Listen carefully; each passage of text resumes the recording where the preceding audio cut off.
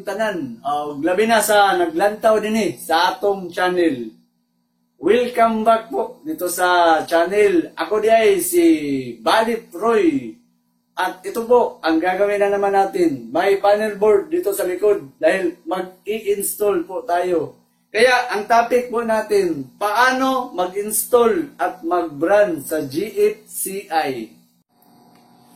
Ito na po ang circuit, yung panel board na gagamitin natin. So kung may panel board po kayo sa bahay at mag-i-install po kayo ng outlet, dapat po ang gamitin nyo ay 20 ampere na breaker. So kasi po ang GFCI natin ay 20 ampere. So match po yun na gagamitin sa circuit breaker na 20 ampere.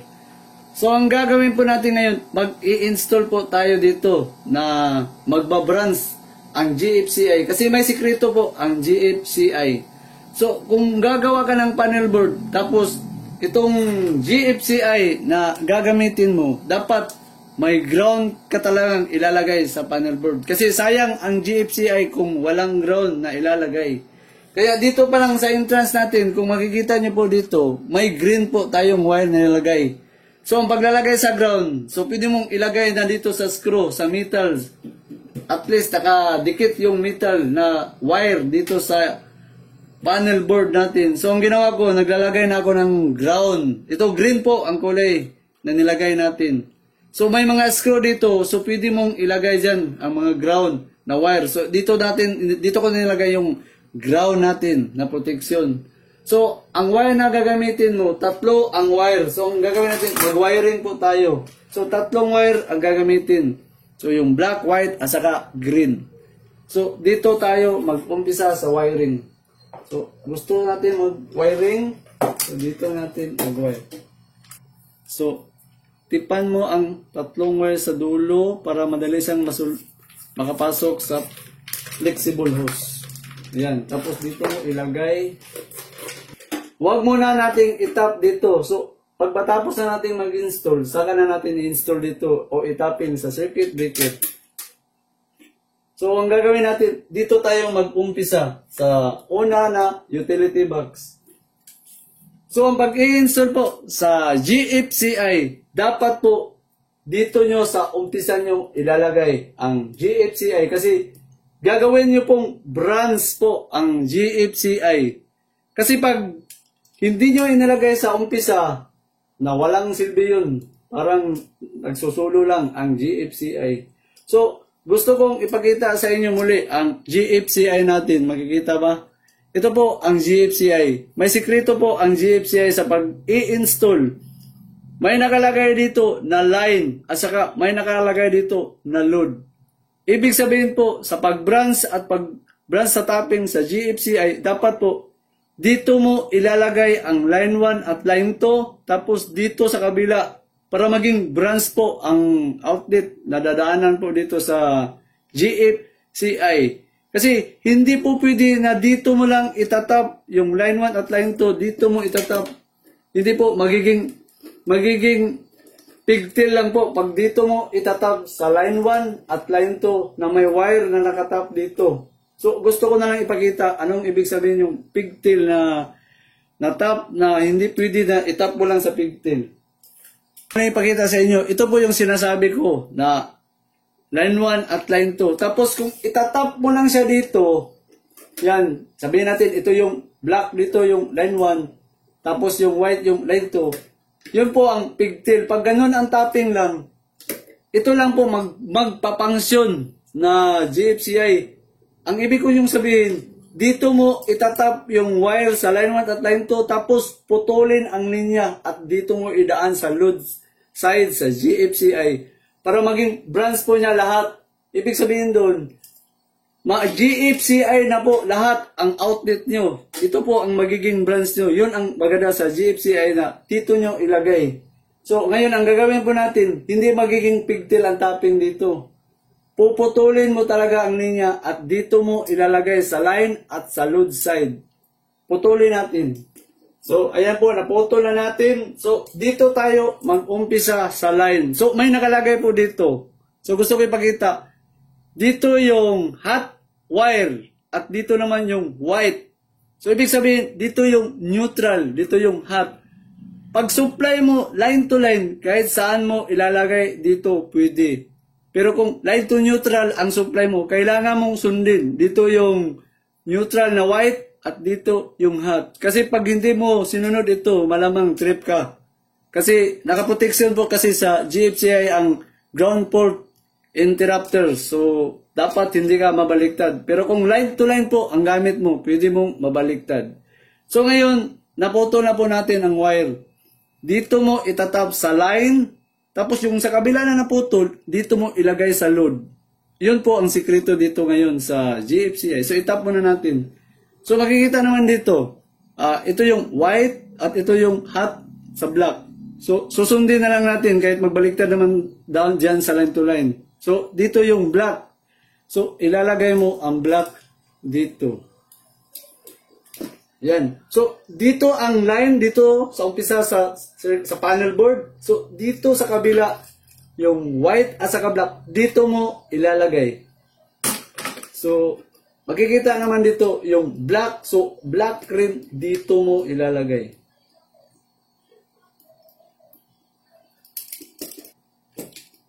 So, ayan, makikita nyo, yan po ang mangyari ngayon. Dito yung line at doon yung load.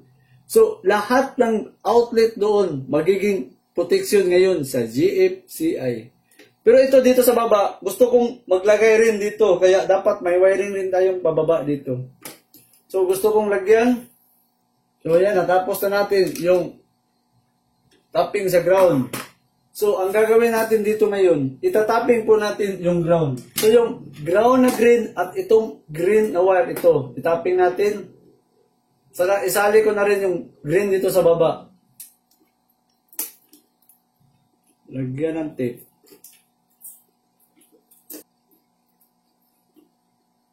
So, pwede na natin itakip ito dahil natapos na natin yung pagtatapping sa ground. So, lagyan natin ng takip. So, dito tayo ngayon sa pangalawa. So, gusto ko ipakita yung isang klase sa prong outlet po ang gamitin natin. So, ito yung prong. So, ganito lang ang prong. May line 1 at saka may neutral. Ganun din sa kabila, may line 1 at neutral. At ito naman yung ground na lalagyan sa tapping. So, gusto kong ipakita ang kaibahan sa tugang na walang ground, na walang prong. Dito po, yan, magkaiba sila. May tatlong butas po ito. Ito wala. Ito yung ordinary lang na outlet na walang prong. So makikita mo, magkaiba po sa likod. So ang style po sa dalawa, magkaiba po. Dito, mag-jumper ka lang dito. Pwede na. Dito, magkaiba po ang style po dito. Pag-tapping po ka dito na magiging pigtail po ang lalabas po. So gusto ko ipakita pagtatapping po dito ngayon. So, dito tayo mag-umpisa sa line, at ito namang line, at ito namang neutral. So, sa line tayo mag-umpisa. So, dito tayo sa line. So, pigtail po ang style dito.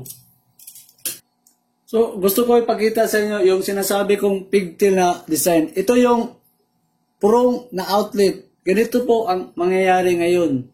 So, yung neutral natin o yung line natin sa hot wire sa line 1 at ito yung line 2, ginamper natin dito. Pero maglalagay po ngayon ng wire dito.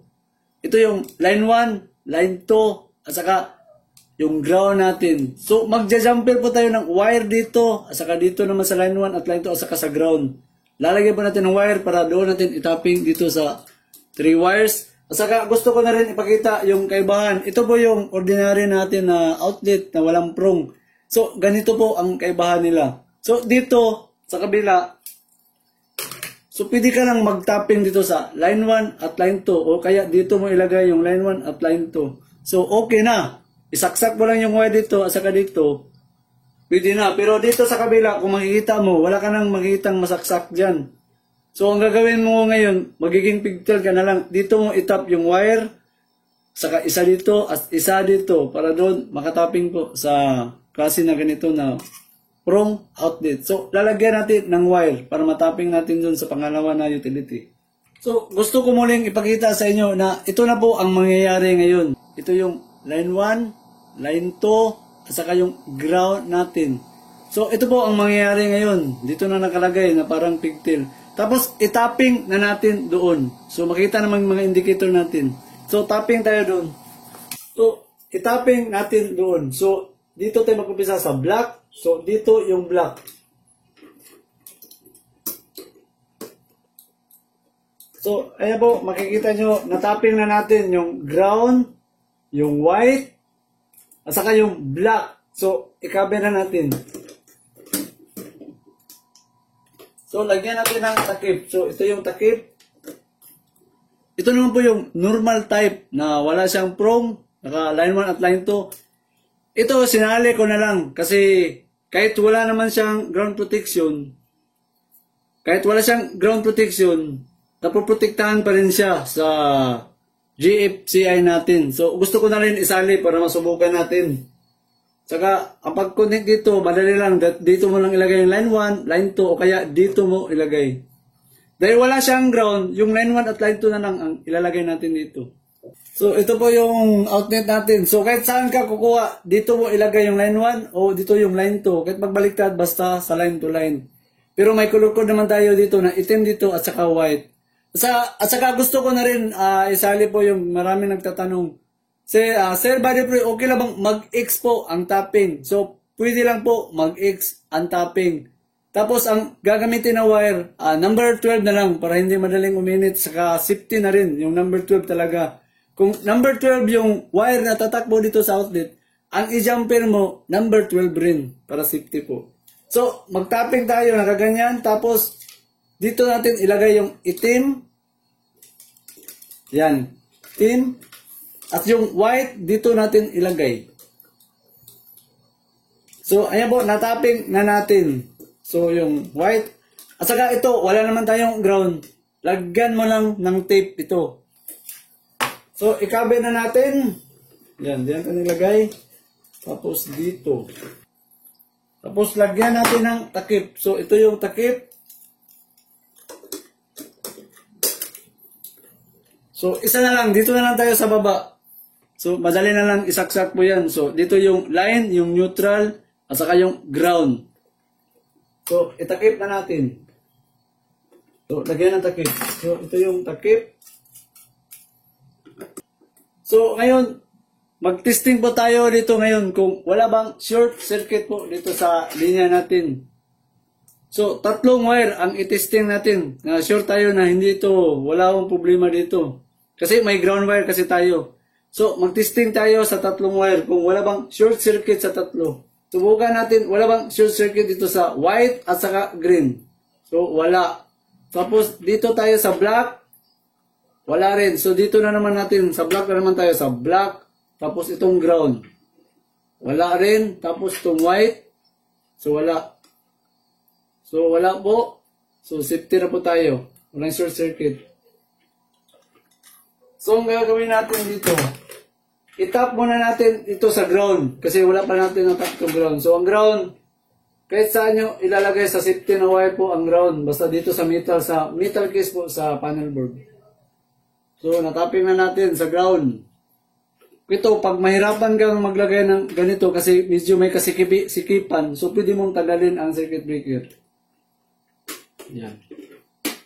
Tapos, para madali isang matap, dito mo ilalagay.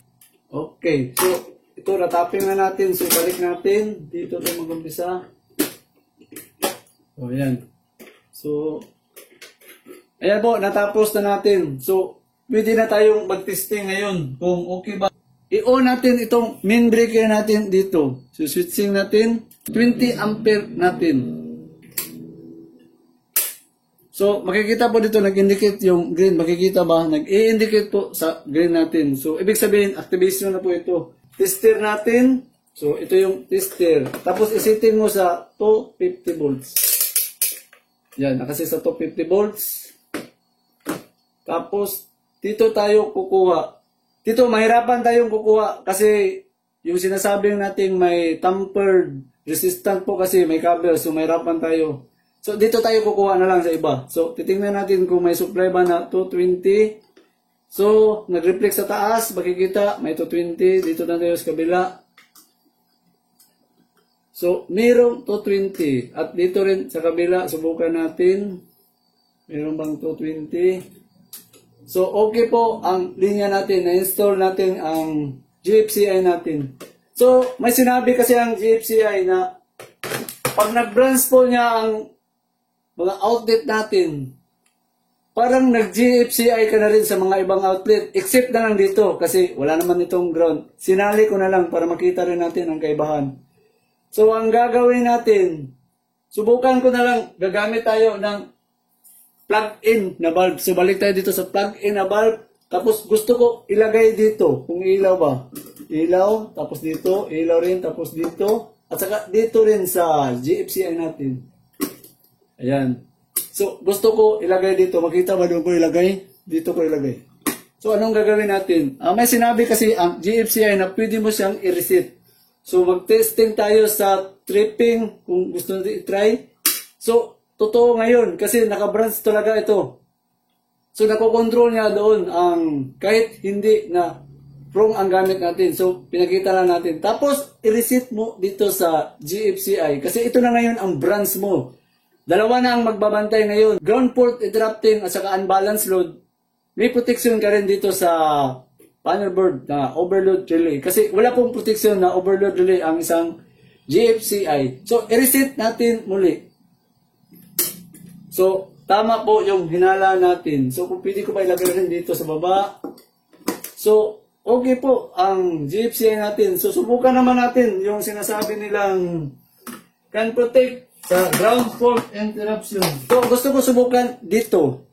So, sabi niya can protect a ground fault of leaking earth leakage current. So, dito ko subukan. Kasi napatunayan na natin ngayon na ito ngayon ang branch. So, may wire po ako dito. So, ang gagawin ko, sabihin ko lang na may line 1 ito at saka line 2. Yung line 1 ba o line 2, nakadikit sa ground. Ano bang mangyari? So, dito ko ilagay. So, nag-trip po ang GFCI natin. So, mas maganda siguro, lalagyan natin ng ilaw para mas maganda. Dito natin ilagay. So, i-reset natin. So, tama. So, isa pa. So, dito ko gusto, sa baba naman. Dito tayo sa baba. So, ilalagay natin yung ground at saka yung line 1 dito. So, ayan po. Nag-trip po siya. So, i-reset natin muli. So, okay po ang GFCI. Ito sama po ang hinala natin maging branch. Dapat dito nyo talaga ilagay sa umpisa po. Pag may outlet kayo doon sa bahay, pwede nyo palitan ng ganito tapos mag-GFCI na po lahat ang mga function nyo. So, balik na naman po tayo dito sa sinasabi natin na can protect sa ano bang mangyari na naman. Dito ko na lang ilagay ito sa kabila. So, may sinabi doon na can protect sa ground fault.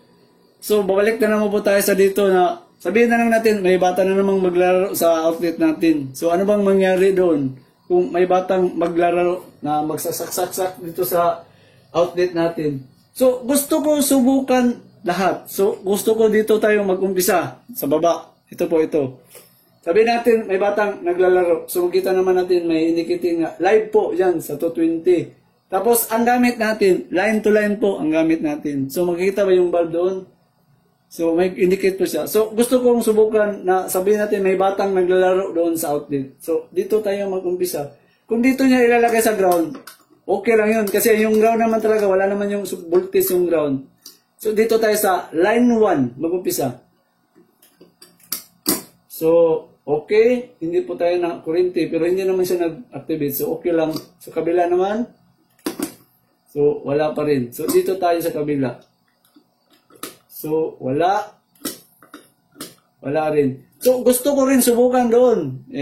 Alam naman natin, hindi siya prone. Normal lang siya na outlet. So, subukan natin. May maglalaro yung bata doon. So, wala. Sa kabila, wala pa rin. So, wala. So, ibig sabihin doon, nagpapangsyon ng maganda po ang GFCI natin. So, ngayon, may gagawin na naman po tayo. Isa gusto ko pang gawin. So, paano po kung ganito ang isaksak sa bata, dalawa? ito, pag dito mo nasaksak sa line 1 at line 2, short circuit na yun. So, yun delikado. Pero alam natin na may protection to sa unbalanced load. So, kayang protektahan, asa ka may overload, short circuit naman dito pag nangyari. Pero ipakita ko lang dito kung paano kung nasaksak sa line 1 at sa ground. Gamit po itong metal na, naalambre natin. So, gusto ko na rin, lagyan na lang dito rin para makita ng, ayun. Yan, dalawang ilaw ng indicator natin. So, sabihin kong nasaksak ko dito sa kabila, yung ano bang So, ito po, huwag niyo pong gayahin for demo purposes lang natin sa video natin. Kaya, palagi kong sinasabi, don't try this at home. So, subukan kong nakalagay sa ground at sa live dito sa 1 o 2. So, tingnan niyo po kung ano bang mangyari sa GFCI na isaksak ko dito sa ground at saka sa live dito sa line 1 o line 2. So, subukan natin. So, ayan po, nag-trip yung GFCI natin. So, gusto kong ulitin muli. So, okay po siya. Dito naman tayo sa kabila. So, gumagana pa rin siya. So, ito pa isa. So, reset ko muna muli. So, isa pa. So, may mga sinabi po doon na mga unbalanced load. So, paano ba yan unbalanced load ang ganitong sistema?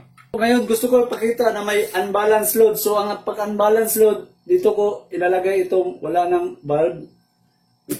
Tapos, ipakita ko na lang na may unbalanced load na dapat yung load talaga, dadaan talaga lahat sa GFCI. Hindi ka pwedeng mag-shortcut sa ibang daan sa GFCI. So, gusto ko na lang ipakita na dito tayo kukuha ng supply, tapos sa iba kang linya kumukuha. So, tingnan natin mangyari, mag-trip ba? So, dito sa kabila. So, meron talaga siyang unbalanced load. Kasi, hindi dumaan po dito sa lahat sa GFCI natin. So, sinubukan lang natin na pag nag-unbalance ang load, nagpo-protect po ang GFCI. So, switch on natin muli. So, ito po ang sinabi ko doon. Yung sinabi ko na i-jumper po natin ang GFCI. Ito, kahit madamis ito, okay lang. Kasi gusto kong malaman na ano bang mangyayari sa GFCI kapag may short circuit po na nangyayari doon sa bahay natin. So, hindi naman natin yun maiiwasan minsan na may short circuit na mangyayari. So, gusto kong patunayan kung ano bang mangyayari. Total, may overload protection naman tayo dito sa circuit breaker natin sa panel board. So, tingnan natin kung okay lang ba o kahit madamis po, okay lang sa akin. Basta gusto ko lang patunayan talaga na anong mangyari sa GFCI kapag may short circuit. Kasi wala po siyang overload short protection doon sa short circuit. So, gusto kong i-off dito sa switch sa breaker. Tapos, ilalagay ko po ang short circuit na plug natin. So, yung sinabi ko na talaga na gusto ko talaga subukan ang GFCI. So, ano ba mangyayari ngayon? Madamis ba siya o hindi? So, bahala siya. So, gusto ko talagang patunayan kung ano bang kakayahan sa GFCI kapag may short circuit na mangyayari. Total, may circuit breaker naman tayo sa panel board dito na can protect short circuit. So, bilang tayo ng 3. 1, 2, 3. So, ngayon po, nakikita nyo dito, nagtitrip po ang circuit breaker natin. Kung makikita naman dito, makikita. So, nagtitrip po dito. Gusto kong tanggalin ang ginamper natin na plug. Yan. Tapos, hindi ko ngayon alam kung okay pa ba ang GFCI natin. So, i-switch down muna natin ito kasi nag-trip po ito. So, switch down natin. I-switch on natin muli. So, ibig sabihin ngayon, umilaw ang indicator. Hindi po nasisira ang GFCI natin. Pero wala siyang protection talaga sa overload o short circuit kasi ito po ang nagtitrip ngayon. So, i-reset muna natin para makita natin na okay ang GFCI natin. So, na-reset siya. So, i-reset natin. Nag-trip testing tayo sa trip. I-reset natin muli. So, okay po. nag-function pa rin ng maganda ang GFCI natin. So mga Lodi, hanggang dito muna po tayo. Kaya stay tuned po kayo doon sa time relay na i-install natin. Lahat po i-install na natin yung contactor, contact relay, time relay, at saka overload relay. So ang gagawin po natin ngayon, mag-shout out na naman po tayo sa mga Lodi at sa mga subscriber natin. So umpisahan po natin mag-shout out. So, shoutout natin si Sir Michael Amorao, electrician ng Plaridel, Bulacan. Sir, magandang araw dyan sa inyo. Si Sir Michael Amorao. Saka, shoutout din natin si Sir Milvin Montalban. Magandang araw po sa inyo dyan. Saka, shoutout din natin si Sir Super Pugi. Uy, amigo kong guwapo, si Sir Super Pugi. Magandang araw dyan po sa inyo.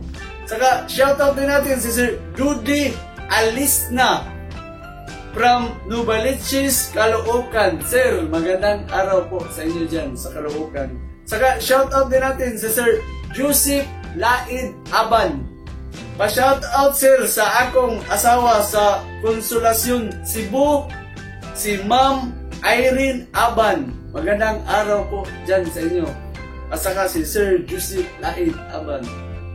Saka, shoutout din natin si Sir Unique Bacalaris. Magandang araw, Sir Unique Bacalaris.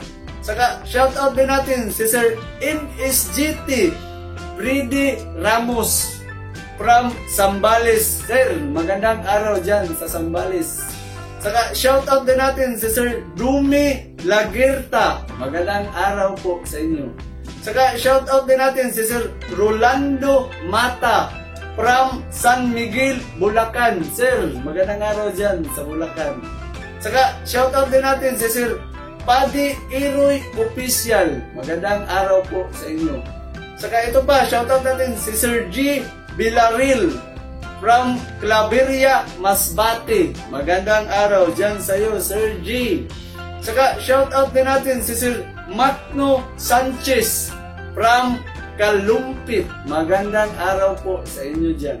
Saka, shoutout din natin si MET1C o MET1C from Katipunan, Zamboanga del Norte. Ay sir, mayong adlaw ni mo din na sa Zamboanga City, si MET17.